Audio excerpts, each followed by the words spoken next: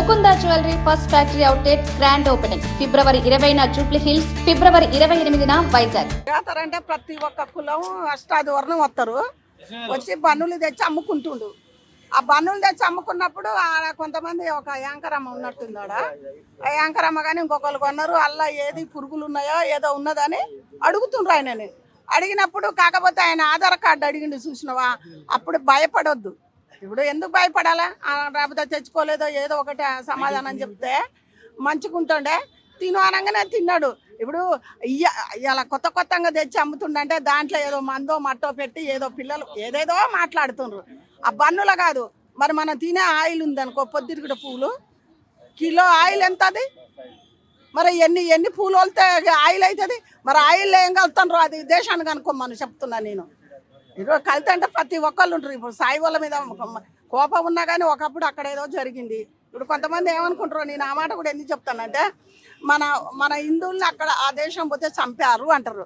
మరి అదే ముస్లిమ్స్ మన వాళ్ళని కాపాడింది కూడా ఒక వ్యక్తి ఉన్నాడు. ఇప్పుడు అది కూడా మనం ఆలోచించాలి. ఆ బన్నులో ఉన్నదా లేదా డాక్టర్ అన్నీ అలా పరీక్షించాలి. అది ఇప్పుడు వాడు చచ్చిపోయిండు, నిండి జీవితం పాడైంది కదా, మన హిందువులు చేపట్టే చచ్చిపోయింది అనుకుంటారు కదా. ఆ మాట కూడా ఎందుకు?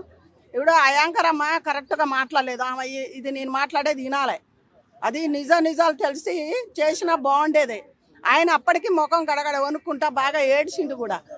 ఆయన తిన్నాక కూడా దాన్ని డాక్టర్ కాడికి తీసుకుపోవాలి. కానీ ఈ ఛానల్లో పెట్టి వాడిని ఏదేదో చేస్తే చచ్చిపోయిండు. ఆయన ఇయ్యంగానే ఇంకా పిల్లలు పుట్టరా?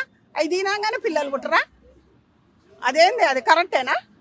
మీ ఛానల్ వాళ్ళు కూడా ఏది నిజం ఏది అబద్ధాలు చూసి మాట్లాడితే బాగుంటుంది. ఒక నిండి జీవితం పాడైంది. ఇప్పుడు సాయిబులోళ్ళు కూడా బాధపడతారు కదా.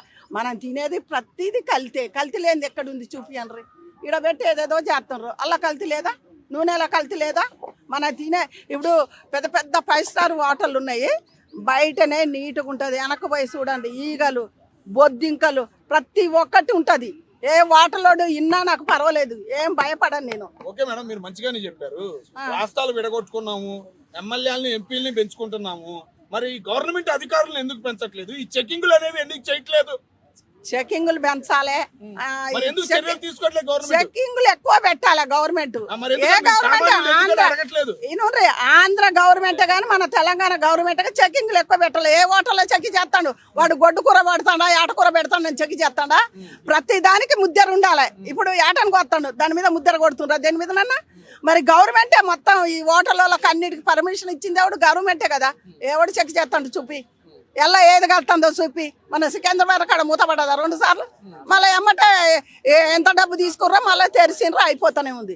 అది మొత్తం చెక్ చేయాలి. ఈ బన్నుల్లో కల్తీ ఉందని ఒక నిండు జీవితాన్ని సాయిబులే కానీ ఇప్పుడు మన దేశాన్ని ప్రతి కులం ఉన్నది, అవునా?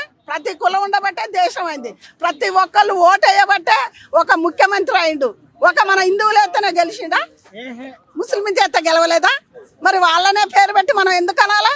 ఇప్పుడు బాయి ఇప్పుడు కలుసుకుంటే అయిపోతుంది. అదే కానీ ఆ తురుకాయన ఏదో చేసిండు, పిల్లలు పుట్టకుంటా అది ఇది అని నిండు ప్రాణాన్ని అట్లా బలి తీసుకోవటం అది కరెక్ట్ కాదు. ఎవరు నన్ను తిట్టుకున్నా కామెంట్లు పెట్టినా డోంట్ కేర్, నేను భయపడను. కానీ ఆయనకి సపోర్ట్ పలికిన నాయకులను కూడా తిడుతున్నారు. అది ఎంత మటుకు కరెక్ట్ అంటారు? నాగబాబు గారిని కూడా తిడుతున్నారు. ఎవరు? అది ఉన్నదన్నాడు నాగబాబునే కానీ లోకేషన్ గారు ఎందుకు తిడతారు? తిట్టేటోళ్ళు ఏం చేసిరని తిడతారు. సపోర్ట్ పలికారు. సపోర్ట్ అంటే ఇప్పుడు నేను మాట్లాడుతున్నా, అది సపోర్టా? ఒక నిండి పానాలు తీయొద్దు. ఒక డాక్టర్ కాడ తీసుకుపోయి అది మొత్తం ల్యాబ్లో పెట్టి చూపించుకోవాలి. చూపించుకున్నాక ఆయనకి శిక్ష అయ్యి కోర్టు ఉంది, పోలీసు వాళ్ళు ఉండు, చట్టం ఉంది. వీళ్ళందరూ చట్టం పోలీసు వాళ్ళు ఉన్నది ఎందుకు? దేనికున్నారు? అది అనుకుంటేనే మీరే చట్టమా? చెప్పండి. మరి మీరే చట్టం అయితే మరి చాలా జరుగుతున్నాయి. అవన్నీ చూసి ఇచ్చేయండి. మరి ఎన్నో కుటుంబాలు పాడైపోతున్నాయి. వాళ్ళందరినీ కూడా మీరే శిక్షించండి. మరి కోర్టు ఎందుకు, చట్టం ఎందుకు, ఇవన్నీ ఎందుకు అయ్యా? చెప్పండి. మరి ఇలా జరగడానికి కారణం ఎవరంటారు? మెయిన్ కారణం కూడా గవర్నమెంట్ కూడా బాగా శ్రద్ధ తీసుకోవాలి. ఇప్పుడు చెకింగ్లు ఎక్కువ చేయాలి. ఇప్పుడు చిన్నపిల్లని మొన్న వాడెవడో చేసిండు, ఒక పసి పానాన్ని కూడా తీసినప్పుడు అంటే ఇప్పుడు చచ్చిపోయిండులే. ఎవరైనా అలాంటి తప్పులు చేసినప్పుడు ఎమ్మటే వాడిని కూడా చెప్తే జరగకుంటుంటాయి. ఇంకొకసారి జరగడు కదా. గా పిల్లని చెప్తే అంటే వాడు ఏ మత్తులో చేసిండో మనకు తెలియదు. గంజాయి మత్తులు ఉందా, ఇంకేరే మత్తులు ఉండా, ఏం చేసిండో? ఆ పసిపిల్లని చంపినప్పుడు వాడిని కూడా ఎమ్మటే చంపి పాత్ర పెడితే చాలా మంది సావులు కూడా తగ్గిపోతాయని నేను అనుకుంటున్నా. ఇప్పుడు పసిపిల్లల్ని కూడా తల్లిదండ్రులు కూడా బయటికి వెళ్ళినప్పుడు జాగ్రత్తగా చూసుకోవాలి. స్కూల్ వాళ్ళు పెట్టగానే అడిగిపోయి తల్లిదండ్రులను తీసుకొని పోవాలి. ఇప్పుడు గవర్నమెంట్ మేము ప్రతి దానికి కాపలా, ఇప్పుడు అది కూడా అంటారు కదా, గవర్నమెంట్ ఎంతవరకు చేయాలో వాళ్ళు కూడా అంతవరకు చేస్తారు. వాళ్ళు చేయకుండా మనం ప్రజలు ఉన్నో నిలదీయాలి, ఎందుకు చేయలే ఈ పని అని.